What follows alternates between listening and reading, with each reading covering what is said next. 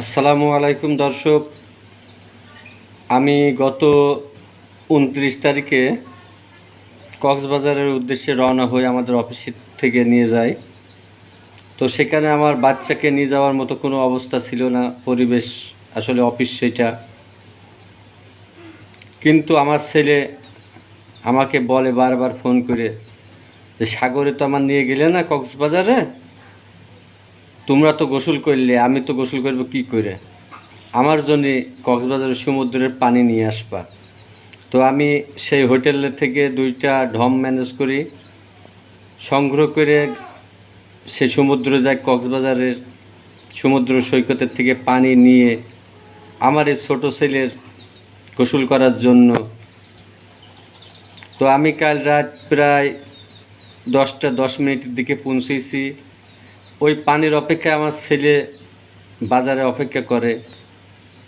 সে এত খুশি হয়েছে যেটা বলে ধারণার বাইরে। তো এই পানি দিয়ে তুমি কি আগামীকাল গোসল করবা? তুমি কি খুশি হয়েছো? আল্লাহ যদি বাঁচি রাখে তো আমি পরিবারের সবাই মিলে ইনশাল্লাহ কক্সবাজারে যাওয়ার চেষ্টা করব। আল্লাহ যেন সে তৌফিক আমাদের দেয়। এবং তুমি খুব আনন্দ পেয়েছো পানি পেয়ে, গেঞ্জি পেয়ে, স্যান্ডেল পেয়ে। তো তুমি, তোমার মনে তো আর কোনো কষ্ট নেই যাতে পারোনি বলে?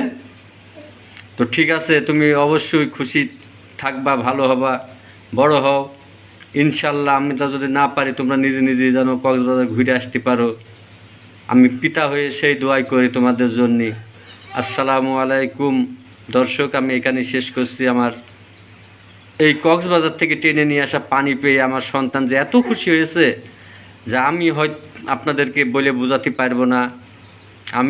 আমার সন্তান খুবই খুশি, খুবই খুশি।